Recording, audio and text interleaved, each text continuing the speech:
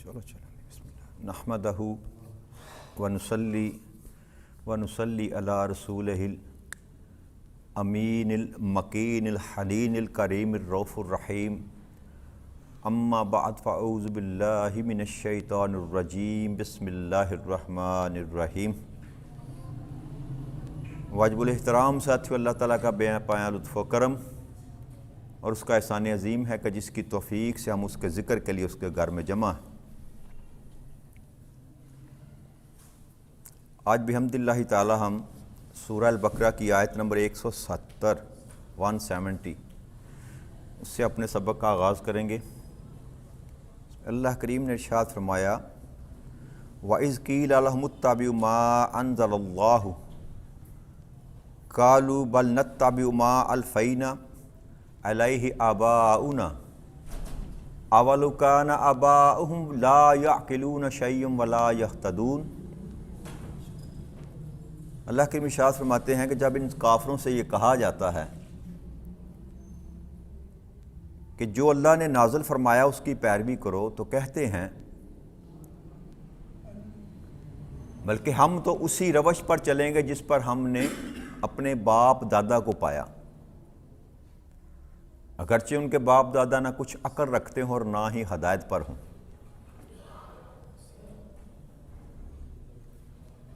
اس آیت کریمہ میں اللہ کریم نے ایک بہت بڑی بیماری جو دراصل یہود میں پائی جاتی تھی اس کا تذکرہ کیا کہ جب نبی اکرم صلی اللہ علیہ وسلم کی بعثت ہوئی اور قرآن کریم کا نزول ہوا تو ان کو جب اللہ اور اللہ کے رسول نے یہ کہا کہ اب اس دین پر آ جاؤ، اس کتاب کو مان لو، یہ اللہ کی کتاب ہے، تو وہ کہتے تھے کہ ہم تو اپنے باپ دادا کے دین پر ہیں، ہم تو اسی کی پیروی کریں گے۔ تو اللہ کی ارشاد فرماتا ہے کہ چاہے ان کے باپ دادا جو ہیں وہ نہ عقل رکھتے ہوں نہ ہی وہ ہدایت پر ہوں۔ تو دو باتیں اللہ کریم نے یہاں پر جن کی وضاحت اللہ کریم نے کی، ایک تو یہ کہ باپ دادا یا اپنے بزرگوں کے نقش قدم پر چلنا یہ مطلقاً حرام نہیں ہے یا مطلقاً ممنوع نہیں ہے،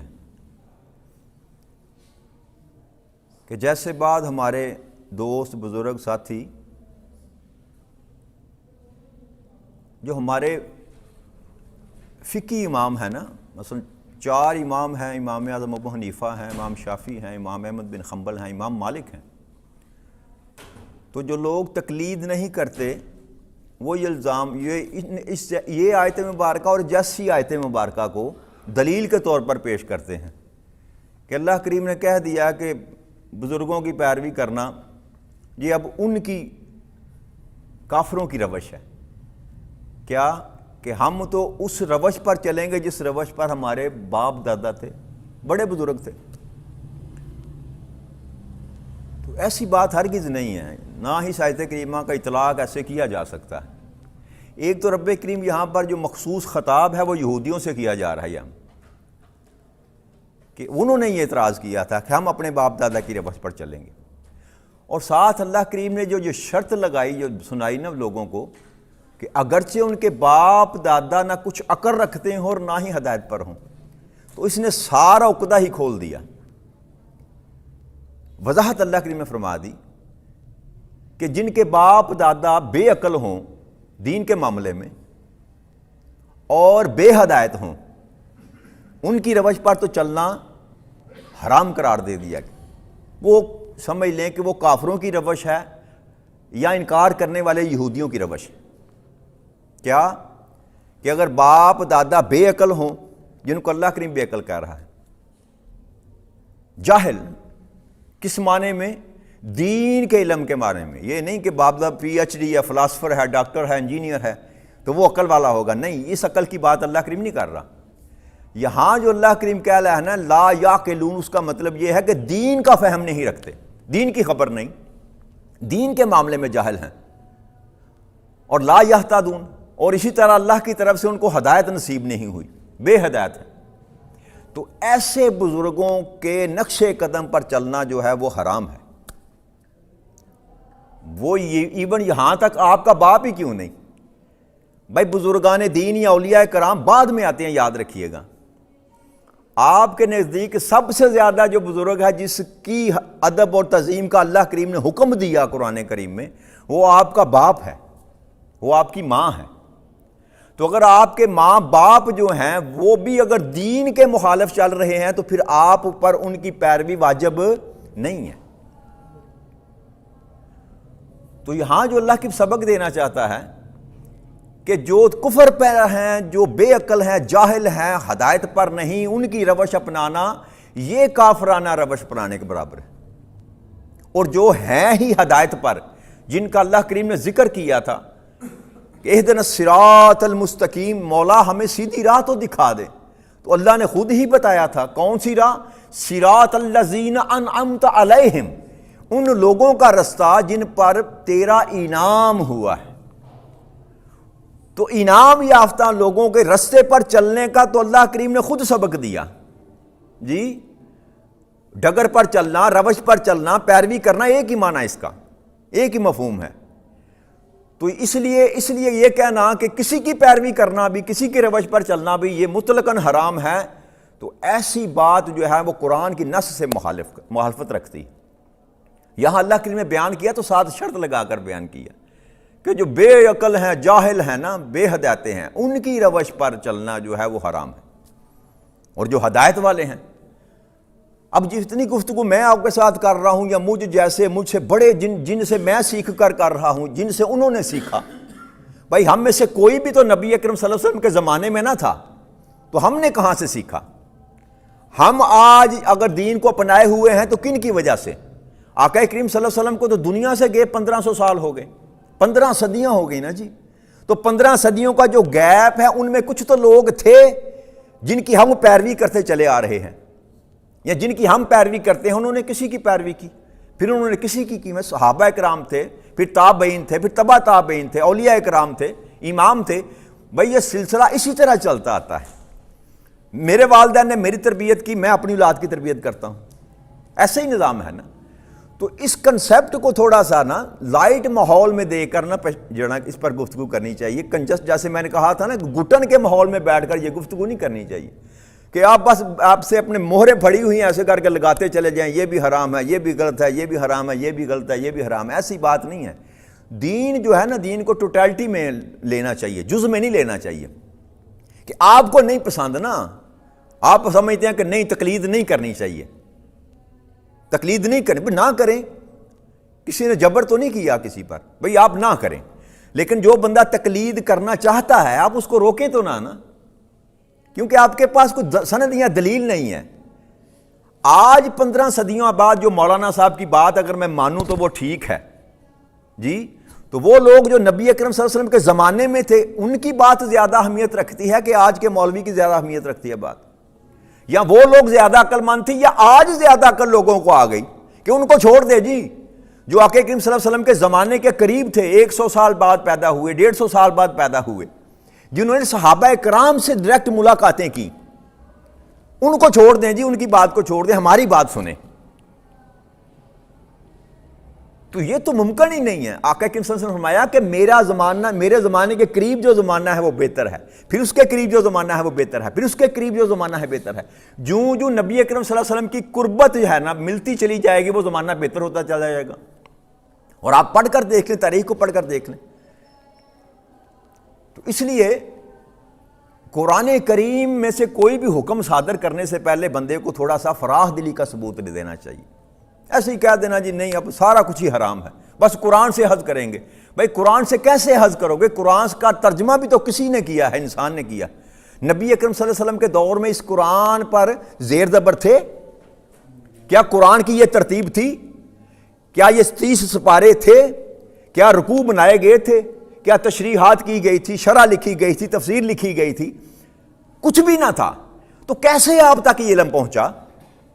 ہم عربی تو نہیں جانتے تھے، ہم عربی دان نہ تھے، ہماری یہ زبان نہ تھی. تو کسی نے یہ کام کیا نا جی، عثمان غنی نے قرآن کو اکٹھا کیا، پھر اس پر اعراب لگائے گئے غیر زبان لوگوں کے لیے. ویسے زیر زبر پیش کے بغیر جو کتابیں چھپی ہوئی ہیں پرانی جو ہیں وہ ہمارے سامنے رکھ دی جائے تو ہم سے پڑھی نہیں جائے گی. ہم سے تو اس میں غلطی ہو جاتی ہے, زیر زبر لگے ہوئے ہیں غلطی ہو جاتی ہے, اٹک جاتے ہیں کئی جگہوں پر, زبان ساتھ ہی نہیں دیتی. حالانکہ ہزاروں دفعہ قرآن کریم کو پڑھا لیکن پھر بھی کئی جگہ پہ ایسے آگے بس انسان کی اٹک جاتا ہے, کیونکہ ہماری زبان نہیں ہے, یہ عربی ہم جانتے نہیں ہیں, بس سیکھا ہے تو سیکھ کے پڑھتے ہیں, غلطی ہو جاتی ہے. تو یہ کہنا کہ نہیں جی بس وہاں سے لیں گے, رسول اکرم صلی اللہ علیہ وسلم سے لیں گے, تو رسول اکرم صلی اللہ علیہ وسلم کا تو ہم نے زمانہ ہی نہیں پایا, کیسے لیں گے آپ؟ جن کا زمانہ انہوں نے پایا نا صحابہ اکرام نے, آگے تابعین کو دیا, تابعین سے آگے تبع تابعین نے لیا, پھر وہاں جو سال, 1.5 سال, 2 سال, 3 سال کا عرصہ تھا, اس دوران میں جو لوگ زندہ تھے انہوں نے اکٹھا کیا سارا نبی اکرم صلی اللہ علیہ وسلم کا اقوال, جن کو ہم حدیث مبارک کہتے ہیں, تو وہاں سے سب کچھ ہم اخذ کرتے ہیں. تو اگر حدیث کو چھوڑ دیا جائے تو ہمیں تو نماز پڑھنے کا طریقہ بھی نہیں آتا, کیسے پڑھیں گے؟ چلو میں مان لیتا ہوں آپ کی یہ بات, ہم تقلید نہیں کسی کی کرتے, تو مجھے بتا دیں کہ میں نماز کیسے پڑھوں. ہم امام اعظم ابو حنیفہ کو بھی نہیں مانتے, امام شافعی کو بھی نہیں مانتے, امام مالک کو بھی نہیں مانتے, کسی امام کو ہم نہیں مانتے. بھائی میرا یہ مسئلہ تو حل کر دیں کہ میں نماز کیسے پڑھوں. کہیں قرآن میں ذکر ہے؟ یہ تو کہا ہے وقیموا الصلاۃ, یہ بھی کہا ہے ورکعوا مع الراکعین, لیکن رکوع کس کو کہتے ہیں؟ آپ کیسے حض کریں گے کہ یہ سے جھکنے کو رکوع کہتے ہیں؟ یہ بھی تو کسی نے بتایا نا کہ رکوع کا مطلب ایسے جھکنا ہے, یا سجدے کا مطلب سر زمین پر رکھنا ہے, ہمیں کیا خبر؟ تو اس لیے ایسی بات جو کرنا ہے نا, یہ محض یہ ہے کہ ہٹ درمی ہے, اور دین میں ہٹ درمی نہیں چلتی. دین میں اللہ نے قانون اور قاعدہ بتا دیا, کہ پھر یہ کہا تھا نا کہ ان لوگوں کے رستے پر نہ چلانا جو گمراہ ہوئے, جو رستے سے بھٹک گئے. تو یہاں بھی بات وہی کی جا رہی ہے کہ اگر تو باپ دادا بھٹک گئے ہیں, گمراہ ہیں, تو ان کے رستے پر چلنا پھر حرام ہے. لیکن اگر باپ دادا آپ کے اسی دین پر ہیں, یعقوب علیہ السلام کا جو آخری پہلے پارے کے آخر میں ہم نے ذکر کیا تھا کہ کیا اس وقت آپ موجود تھے جب حضرت یعقوب علیہ السلام کو موت آ رہی تھی, تو اپنے بیٹوں سے پوچھا کہ کس کی عبادت کرو گے, تو انہوں نے کیا جواب دیا تھا؟ آپ کے باپ دادا کی. آپ کے تو سنت تو مل گئی قرآن سے نا کہ باپ دادا کی روش پر چلنا جو ہے تو یہ تو انبیاء کی سنت ہے. کیوں؟ اگر باپ دادا حق پر ہیں, شرط کیا ہے؟ اگر باپ دادا حق پر ہیں تو ان کی روش پر چلنا حرام نہیں ہے. اور ہمیں تو عقل ہی ان سے ملی یار, ہمیں تو عقل ہی ان لوگوں سے ملی, ان کا صدقہ ہے جو آج ہم بول رہے ہیں, ورنہ ہم نے کہاں سے سیکھنا تھا؟ ہمیں تو ہدایت ہی ان لوگوں نے دی. یہ بر اعظم یہ بر صغیر جس کو کہتے ہیں, ہندوستان پاکستان, یہاں اسلام کون لے کر آیا؟ بزرگان دین آئے نا جی, داتا علی حجویری آئے, محی الدین چشتی آئے, بابا فرید الدین چشتی آئے, یہ لوگ دین لے کر آئے. کوئی غزنی سے چلا, کوئی بغداد سے چلا, کوئی شام سے چلا, کوئی فلسطین سے چلا, وہ لے کر دین یہاں پر آئے. تو اب جنہوں نے دین اس بر صغیر پاک و ہند میں لے کر آئے ان کو چھوڑ دیں جی, ان کی بات ہم نے نہیں ماننی. جنہوں نے محنتیں کی, جنہوں نے دین کو پھیلایا, ان کو چھوڑ دیں جی, ان کی بات نہیں ماننی. تو ایسی سوچ جو ہے نا جاہلانہ سوچ ہے. بس توازن برقرار رکھیں. آپ اعتدال والی جو بات شروع میں ہم نے پہلے رکوع میں کی تھی نا, اللہ نے فرمایا میں نے تجھ کو اعتدال والی قوم پیدا کیا, اعتدال پر رہیں. انتہا پسندی جو ہے نا اس کو بھول جائیں. یہ ہمارے مذہب میں جائز, یہ حرام ہے. انتہا پسندی حرام ہے کہ اپنی بات پر اڑ جانا, بس نہ قرآن کی سننی, نہ سنت کی سننی, نہ کسی بزرگان دین کی سننی, اپنی بات پر اڑ گئے ہم جی. جو ہماری بات مانتا ہے وہ حق پر ہے, جو نہیں مانتا وہ حق پر نہیں ہے. یہ سوچ جو ہے یہ سوچ غلط ہے, یہ سوچ غلط ہے. بھئی اگر میں غلط ہوں, میری نماز کا طریقہ غلط ہے, تو میں جانوں میرا خدا جانے, میں جانوں میرا نماز کس کی قبول ہوتی ہے, کس کی نہیں قبول ہوتی. کسی انسان کے پاس سند ہے بھائی ہاتھ کھول کر جو نماز پڑھتا ہے, یا ہاتھ چھاتی پر رکھ کے جو نماز پڑھتا ہے, یا ہاتھ ناف کے اوپر جو رکھ کر نماز پڑھتا ہے, وہ پڑھتا کیا ہے؟ آپ کسی اہل حدیث سے پوچھیں کیا پڑھتے ہو بھائی, اللہ اکبر کہہ کے ہاتھ باندھ کے, ایسے ہاتھ باندھتے ہیں نا, وہ کیا پڑھتے ہو؟ وہ کیا کہے گا؟ الحمدللہ رب العالمین.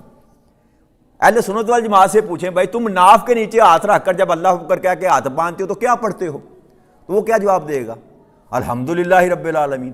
اچھا شیعہ سے پوچھ لیں یار تم ہاتھ چھوڑ کر نماز جب پڑھتے ہو, اللہ اکبر کہہ کر ہاتھ چھوڑتے ہو, تو کیا پڑھتے ہو؟ تو وہ بھی کہے گا الحمدللہ رب العالمین. تو مسئلہ کہاں ہے؟ جی اللہ کو تو سارے پکار رہے ہیں، اسی کی تعریفیں کر رہے ہیں، اسی کو رب مان رہے ہیں، اسی کو رحمان مان رہے ہیں، اسی کو رحیم مان رہے ہیں، ہمیں کیا مسئلہ ہے؟ اگر میری نماز غلط ہے، ہاتھ چھوڑ کر پڑھنی غلط ہے تو وہ جانے اور میں جانوں، اگر ہاتھ ناف کے اوپر رکھ کر نماز پڑھنی غلط ہے تو وہ جانے اور میں جانوں، اگر ہاتھ چھاتی پر رکھ کے پڑھنی غلط ہے، رفع یدین کرنا غلط ہے تو وہ جانے تو میں جانوں۔ بھئی تمہارا سر درد کہاں سے آ گیا جی؟ تم نے کہاں ٹھیکہ لے رکھا ہے سارے زمانے کا؟ میں نے کب ٹھیکہ لے رکھا ہے سارے زمانے کا؟ نہ میں معاف کرنے والا، نہ میں بخشوانے والا، نہ میں بخشنے والا۔ ہم سر درد لگا رکھی ہے، لوگوں کو پریشان کر رکھا، تیری نہیں ہوتی، تیری نہیں ہوتی، تیری نہیں ہوتی۔ بھئی سب کی ہو جاتی ہے۔ جو اللہ کی بارگاہ میں نیک نیتی کے ساتھ آ کر سر کو جھکاتا ہے، اللہ قبول کر لیتا ہے۔ مجھے تو کچھ سند دینے کے لیے اللہ کریم نے پیدا نہیں کیا، تو اس لیے اجتناب کرنا چاہیے۔ یہ ماس و اس میں نفرتیں بانٹنے کے اور کچھ نہیں ملتا۔ جب آپ کسی کے بڑے کو غلط کہیں گے تو اس کے جواب میں وہ آپ کے بڑے کو غلط کہے گا۔ آقا کریم صلی اللہ علیہ وسلم نے یہ فرمایا کہ کسی کے جھوٹے خدا کو بھی جھوٹا مت کہو، گالی نہ دو، کیوں؟ وہ تمہارے سچے خدا کو برا کہے گا۔ تو یہ روش ہم نے کہاں سے نکال دی؟ آقا کریم صلی اللہ علیہ وسلم کی یہ سنت نہیں ہے کہ بتوں کو بھی گالی نہ نکالو، کیوں؟ جب تم بتوں کو گالی نکالو گے تو وہ جواب میں تمہارے سچے خدا کو نعوذ باللہ گالی نکال لیں گے۔ تو اس لیے کسی کو چھیڑو نہ، وہ کہتے ہیں اپنا عقیدہ چھوڑو نہ، اور کسی کے عقیدے کو چھیڑو نہ۔ یار عبادت اللہ کی کرنی ہے، حساب و کتاب اس نے لینا ہے، جواب میں نے اس کو دینا ہے۔ کسی مولانا صاحب کو میں نے جواب نہیں دینا، اور نہ کسی مولانا صاحب نے میرا جواب دینا ہے۔ بھائی آپ نے اپنا جواب دینا ہے، میں نے اپنا جواب دینا ہے۔ میں یہ جو کچھ کر رہا ہوں نا، میں آپ کو راضی کرنے کے لیے نہیں کر رہا، میں تو اپنی قبر کی منزلیں سیدھی کر رہا ہوں۔ کیا خیال ہے؟ میں آپ سے کچھ مانگ تو نہیں رہا، میں تو اپنے لیے کر رہا ہوں، یہ آپ پر احسان نہیں کر رہا، یہ میں اپنی ڈیوٹی کر رہا ہوں۔ یہ اس لیے کر رہا ہوں کہ اللہ کریم جو میں نے زندگی میں گناہ کی ہیں شاید اللہ کریم مجھے معاف کر دے۔